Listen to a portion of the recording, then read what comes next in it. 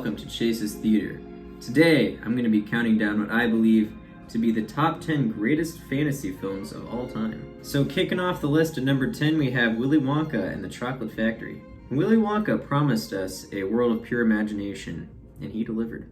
From the very introduction of Willy Wonka in the film, the viewer knows they are in for a bigger ride than the first act could have ever set up. So many now iconic moments were brought to life from the children's book thanks to the colorful set design and a lot in part due to Gene Wilder's excellent performance. I mean, it's legendary now. This is quite frankly one of the greatest comedic performances ever put to screen. There are just now so many iconic moments from this film, most notably each child being picked off as the tour goes on. But really every moment of the factory tour is just fantasy gold. The viewer feels as if they are there and wants this place to be real so they can go experience licking candy off the wall themselves. At number 9 is Harry Potter and the Order of the Phoenix. As a preface, this is one of several Harry Potter movies on this list. I love this series. I think it's one of the best book-to-film adaptations there is. And I will not be judging these movies based on how well they followed the books. I will just be judging the movie as a movie. So Order of the Phoenix saw the series progress further into darker territory. And as with all the other entries in the series, it expanded the lore and world. This time by introducing viewers to the Ministry of Magic, which is the UK government for witches and wizards. It also introduces us to possibly the greatest side villain in the series in Dolores Umbridge, who just makes the viewer grit their teeth at her disgusting sight. We all know an Umbridge. The final battle is one of the series' most emotional. The final battle is one of the series' finest and one of the most intensely emotional parts of the entire series. I struggle to hold back tears every time I see it. And number 8 is Harry Potter and the Half-Blood Prince. And usually my first thought when I think of this movie is how beautiful the film is. The color palette they created in this film, with excellent use of color correction, was a great mix of dreary and quirky that is just so Harry Potter. And I think this film nails that more than any other. Cinematography is fantastic, probably the best of the series, and the CGI was mind-blowing for the time, especially. I think it's one of the widest leaps for the series in terms of progressions of CGI. It all just looks so real. And keeping in tone with its color palette, I think it's one of the darkest entries in the series, while also maybe being one of the most comedic. It has what I believe to be the best ending to a film in the whole series. I love how the fight in the cave was done. It was like it was ripped straight out of a horror movie. And that ending duel up in Dumbledore's tower. Oh man, that hits hard every time. And through this 2.5 hours of darkness, and with their most dire mission now straight ahead of Harry, Ron, and Hermione, they still managed to end on a hopeful note, with the sky being the brightest it had been the entire film. At number 7 is Harry Potter and the Deathly Hallows, and I do count both parts 1 and 2 as one movie. Part 1 is just really an Act 1 and an Act 2 without an Act 3, and Part 2 is really just an Act 3.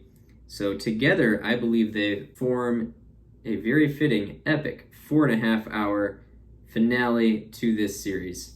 It closes off everything so well, so much payoff, some of the best acting of the whole series. We finally get that great wizard battle between Harry and Voldemort that the series had been building up to this entire time. Everything just ties together so well. Much adventure, much emotion, and much satisfaction. And at number 6 is Harry Potter and the Prisoner of Azkaban. And I promise this list is not just Harry Potter movies, but I gotta talk about Prisoner of Azkaban. Up until this point, there had only been 2 Harry Potter films, and both of them were directed by Chris Columbus. Alfonso Cuarón directed this third installment and changed the course for how Harry Potter films would look and feel down the road. This movie matured both the characters and in the filmmaking techniques involved.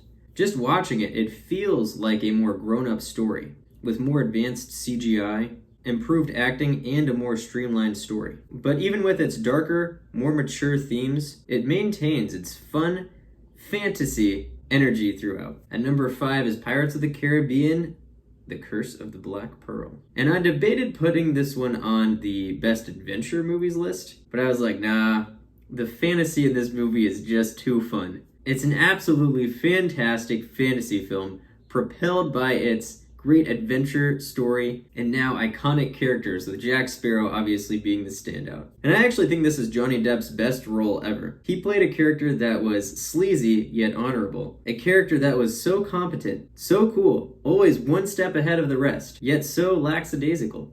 No one could have pulled this character off quite like him. Then of course, Orlando Bloom, Keira Knightley, and Jeffrey Rush all play their characters to the point that they're all now iconic too. This is a 4-quadrant movies that all demographics could get behind, with an outline that all pirate movies strive to be. One with treasure, sword fights, marooning, and even ghost pirates.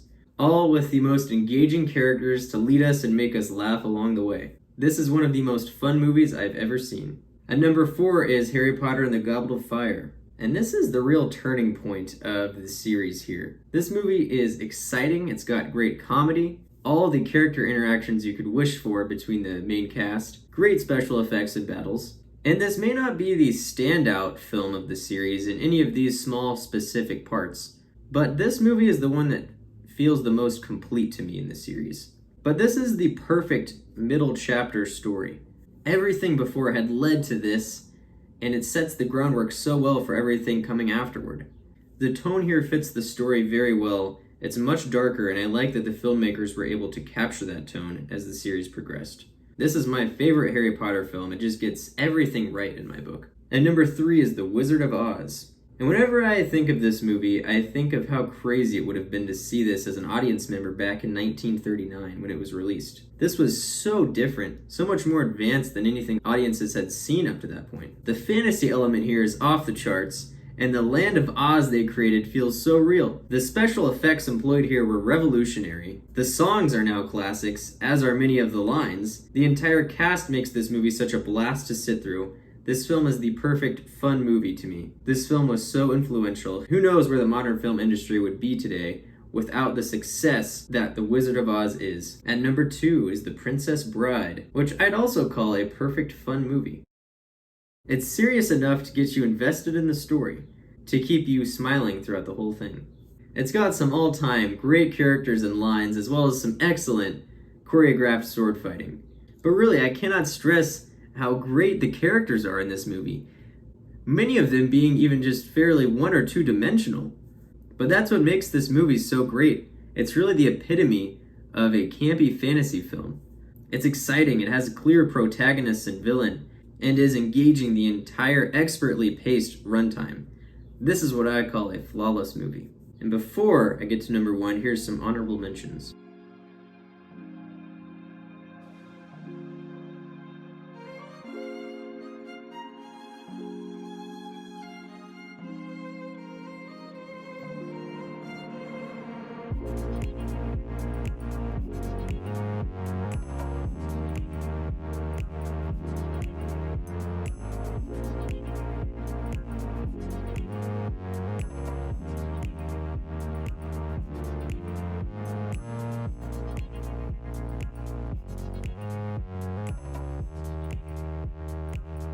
And at number 1 is The Lord of the Rings.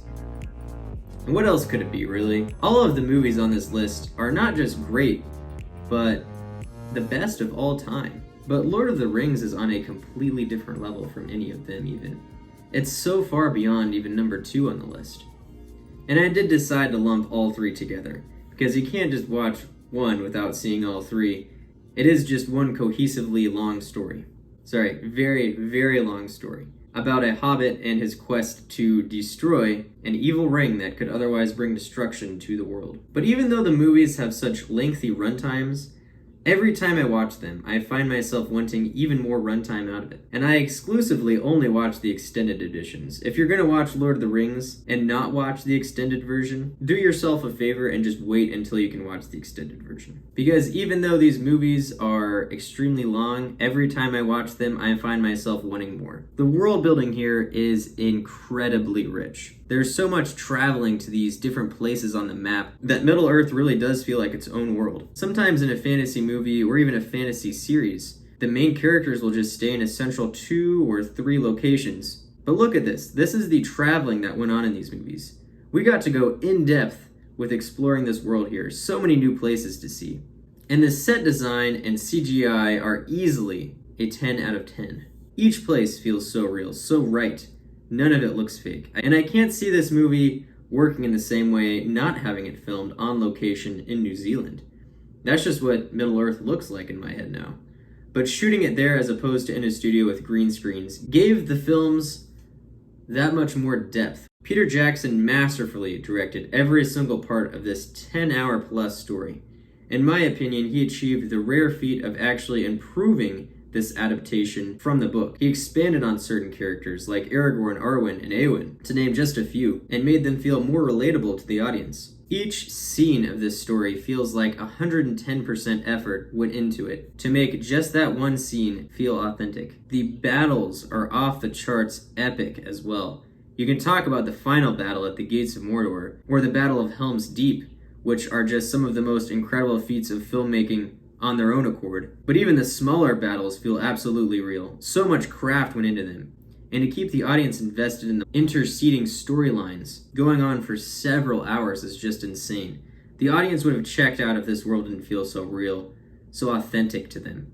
The characters are so well written. They feel like real people living in this fantasy world, even though some of them are a completely different species. And their dialogue is top-notch as well. Like high-caliber drama-level dialogue, which is not very common for a fantasy film. Characters have established pasts and relationships. Middle-earth has its own established history and cultures, and it all comes to life here. And the whole thing is paced so well. The ending is just one of the most satisfying film endings to me of all time. So much emotion, so many mixed feelings of relief, wonder, and awe. The Lord of the Rings is truly a masterpiece of cinema, and I don't think the filmmaking achieved here will ever again be matched. It is the perfect fantasy story. It is the perfect fantasy story presented through perfect filmmaking. Well guys, thanks for checking out what I believe to be are the top 10 fantasy movies of all time. Let me know what you think in the comments below. Did I leave something off? What do you think are the top 10 greatest fantasy films of all time? I'd love to hear what you have to say. Please make sure to like and subscribe, and I'll see you for my next review.